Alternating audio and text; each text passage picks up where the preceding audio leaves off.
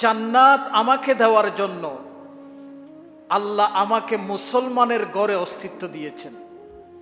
কোন ঘরে?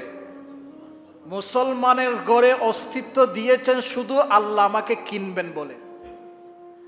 আল্লাহ বলেন আমি তোমাকে কিনবো, বিনিময়ে তোমাকে জান্নাত দিয়ে কিনবো। সেজন্য আমাকে মুসলমানের ঘরে অস্তিত্ব দিয়েছেন। এটা আমার পছন্দ না।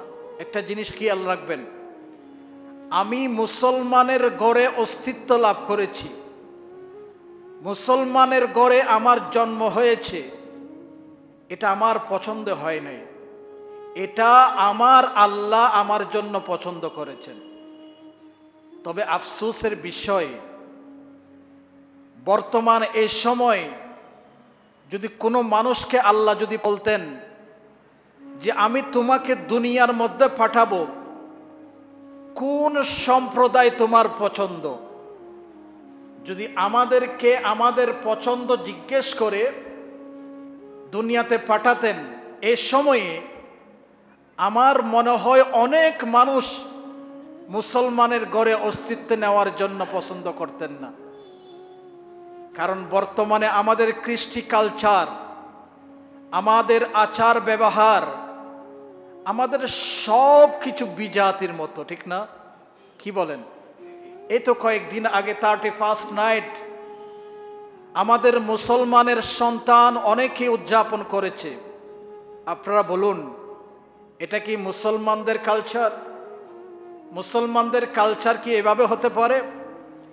31st নাইট এটা উদযাপন করে কারা? বিজাতিরাই উদযাপন করে। আবার উদযাপনের ধরন যেটা মুসলমানের সন্তানরা যেভাবে উদযাপনের ধরন পছন্দ করেছে, এটাও মুসলমানদের ঘরের পছন্দ হতে পারে না। এটা বিজাতিদের ধরন পছন্দ করে মুসলমানের সন্তানরা আজকে বিজাতির মতো কার্যকলাপে লিপ্ত। সেজন্য দুঃখ করে বলছি, কোনো মানুষকে যদি আল্লাহ বলতেন তোমাকে কোন সম্প্রদায়ে পাঠাবো, তোমার কোন সম্প্রদায় তোমার পছন্দ, অনেকেই এই কথা বলতেন যে আমাকে মুসলমান সম্প্রদায়ে পাঠায়েন না, আমাকে বিজাতি সম্প্রদায়ে পাঠান, নাউজুবিল্লাহ। কারণ আমাদের কৃষ্টি কালচার, আমাদের সব কিছু বিজাতির মতো হয়ে গেছে।